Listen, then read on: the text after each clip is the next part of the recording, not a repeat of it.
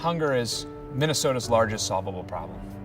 Over 500,000 people a year turn to food shelves and struggle to find the food that they need. We know that hunger is a multi-billion-dollar problem in our state and not only robs people of their health, of their education and their potential, but of their dignity. Here we are in the breadbasket of America. There is excess food in the system. We envision in a new facility that we will have a dramatically expanded opportunity in the ability to produce more produce and fresh foods for our neighbors. Second Harvest Heartland is a highly effective organization, but we're currently bursting at the seams in being able to meet our mission. So we're undertaking a capital campaign, purchasing a new facility so that we can continue to meet the needs of our hungry neighbors with our agency partners to deliver this excess food. We're here in our St. Paul warehouse where we've been located since 1987. When we moved in this building, there was no racking, everything was on the floor, and we distributed about 1 million pounds that first year. This year, we're going to distribute almost 100 million pounds of food out of this location. So we have dramatically grown and are at the point that we just can't continue to take the kind of product that we want, either as safely as we'd like or particularly with perishable foods. When I started about 10 years ago, we know that we only had 20% or less of the food we distributed was fresh. Last year, it was 57%, and that's hugely important for the health of our clients.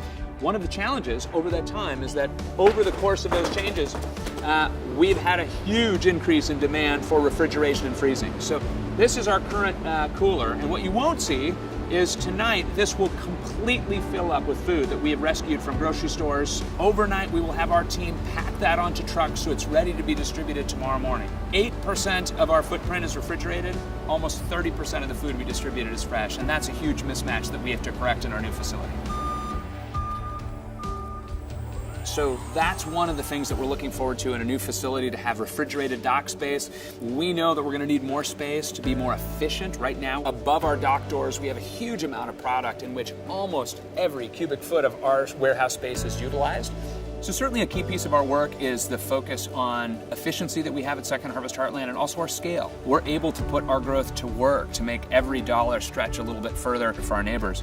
But even as we do that and deal in truckloads and millions of pounds and meals for our neighbors, it all ends up being about families. It's the people in our community that we are focused on serving. It's kids, it's senior citizens, it's the 1 in 10 Minnesotans that are struggling to find food. There's times where I will go without eating to make sure my kids have enough to eat. To me, food is love. And honestly, without this program that helps bring the fresh fruits and fresh vegetables, I don't think my kids would be getting half the nutrition they should be. Second Harvest helps so much more.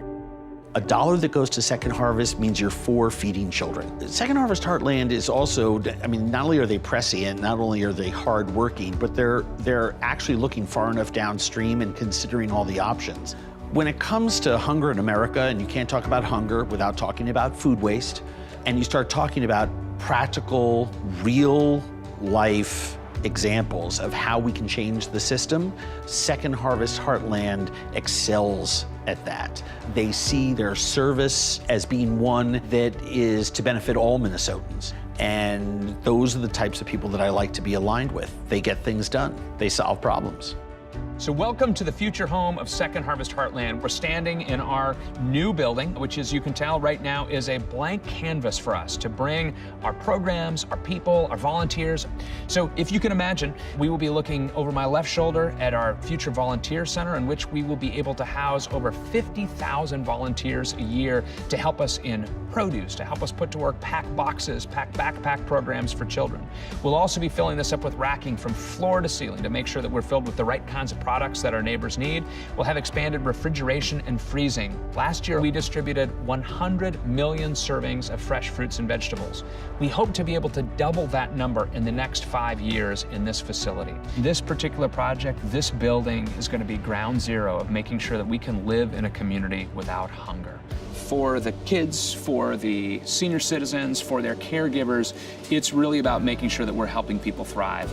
We invite you to participate with us not only in this project, but in that vision. This is a job that we can get done. Thank you.